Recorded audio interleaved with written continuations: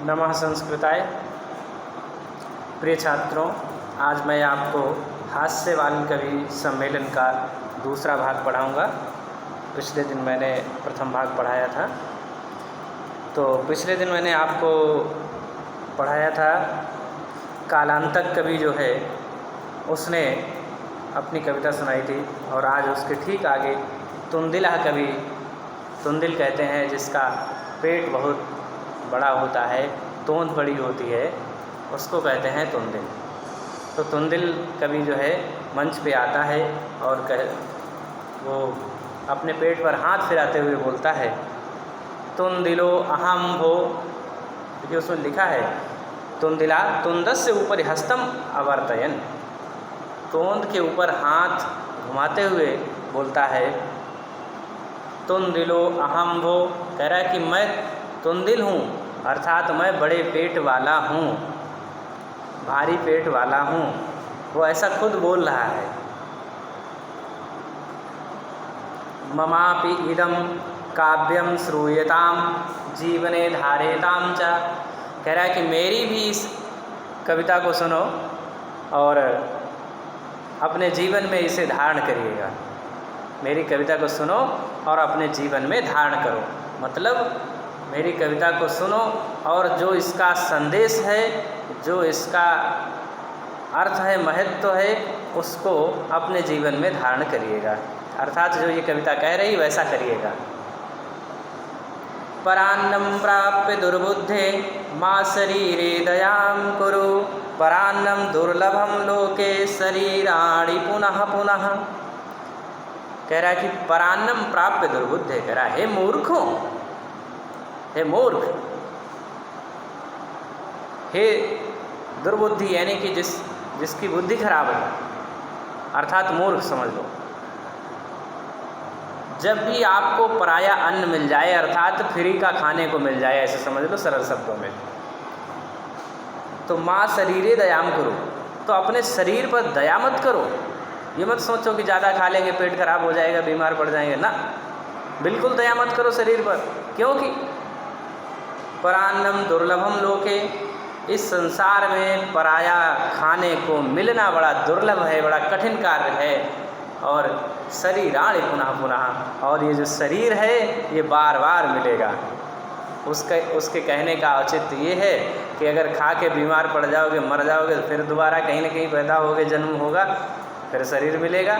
भले ही कीड़े मकोड़े का मिले, किसी जानवर का मिले, शरीर तो मिलेगा, लेकिन दूसरे का खाने को नहीं मिलेगा फ्री में।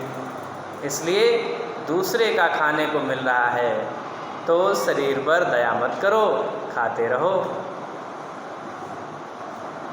क्योंकि शरीर फिर मिल जाएगा, दूसरे का खाने को नहीं मिलेगा। उसके बाद चार्वाक कवि, सर्वे पुनः अट्टहासम कुर्वन्ति, सभी तेज से हा हा हा हा करते हैं, अट्टहास करते हैं। उसके बाद चार्वाक कवि आते हैं। चार्वाक आम आम हाँ हाँ शरीरस्य पोषणम सर्वथा उचितमेव। शरीर का पोषण करना, अर्थात शरीर स्वस्थ रखना बिल्कुल आवश्यक है, सर्वथा आवश्यक है। हमेशा शरीर अच्छा होना चाहिए। यदि धनम नास्ति, अगर आपके पास धन नहीं है, पैसे नहीं हैं, तदा ऋणम कृत्वापि, तो ऋण लेकर भी, तो आप ऋण ले लीजिए, कर्जा ले लीजिए, उधार ले लीजिए। पौष्टिका पदार्था एवं भोक्तव्या, पौष्टिक पदार्थ खाने चाहिए आपको। पैसा नहीं है, उधार ले लो और अच्छी अच्छी चीज़ें खाओ, ये बता रहे हैं।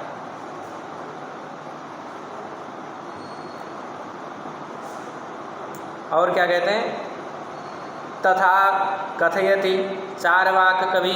इस चीज़ को चार्वाक कवि किस तरह कहते हैं, कविता के माध्यम से वो लिखा है, यावत् जीवेत् सुखम जीवेत् ऋणम कृत्वा घृतम पिबेत्। कि जब तक जियो सुख से जियो और उधार लेकर के घी पियो। कि जब तक जियो सुख से जियो, चैन से जियो, मस्ती में जियो, और यानी कि शरीर को बना के एकदम हष्ट-पुष्ट करके जियो। और क्या करो, पैसा नहीं है तो उधार ले लो और घी पियो। तो नीचे से श्रोता बोले, श्रोता रहा, तरहि ऋणस्य प्रत्यर्पणम कथम, तो फिर वो कर्जा उतारेगा कौन?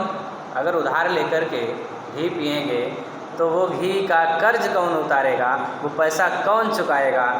तो चारवाक कवि कहता है श्रूयताम मम अवशिष्टम काव्यम, कहता है कि मेरा बचा हुआ काव्य सुनिए, पहले बची हुई कविता को तो सुनिए, कविता पूरी तो होने दीजिए, पहले बीच में बोल पड़े।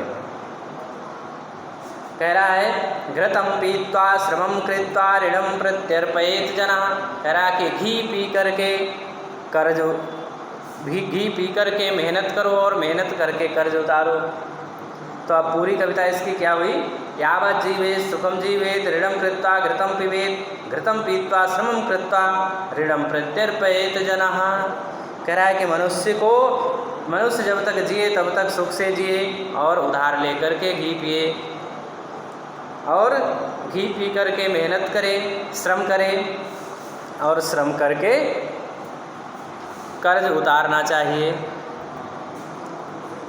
काव्य पाठ श्रवणेन उत प्रेरिता एका बालको अपि आशु कविताम रचयति हास्यपूर्वकम च श्रावयति। काव्य पाठ को सुनकर के एक बालक उन्हीं में से जो श्रोता थे उनमें से उठकर खड़ा हो गया, प्रेरित होकर के, उत्साहित होकर के, और उसने एक आशु कविता रची। आशु कविता कहते हैं जो तत्काल बना ली जाती हो कविता, छोटी सी कविता तत्काल बना ली जाए। हास्यपूर्वकम च श्रावयति, और हंसते हुए उसने सुनाई। तो वो क्या सुनाता है बालक? बालकः श्रूयताम भो ममापि काव्यम। बालक कहता है कि सुनिए सुनिए मेरी भी कविता सुनिए। गजाधरम कविम चैव तुंदिलम भोज्यलोलुपम कालांतकम तथा वैद्धम चारवाकम च नमाम्यहम्। कह रहा है कि गजाधर जैसे कवि, गजाधर कवि और तुंदिल कवि जो खाने के लालची, कालांतक कवि यानी कि जैसे जो वैद्य, आज के जो वैद्य के विषय में बताते हैं, चारवाकम च नमाम्यहम्, चारवाक कवि को मैं नमस्कार करता हूँ। किसको किसको नमस्कार किया है?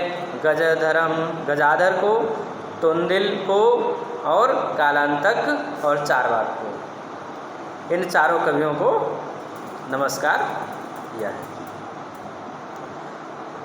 काव्यम श्रावयित्वा हा हा हा इति कृत्वा हसति। कविता को सुनकर के हा हा हा हा हा करते हुए हंसता है। अन्ये चापि हसन्ति, और भी सभी हंसते हैं। काव्यम श्रावयित्वा, कविता को कहकर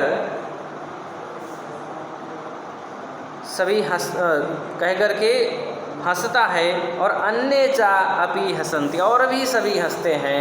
सर्वे गृहम गच्छन्ति, और सभी अपने अपने घर चले जाते हैं। इस प्रकार से हास्य बाल कवि सम्मेलन संपन्न हुआ। आगे फिर किसी नए पाठ को लेकर आपके समक्ष उपस्थित होंगे। तब तक के लिए धन्यवाद, नमस्कार।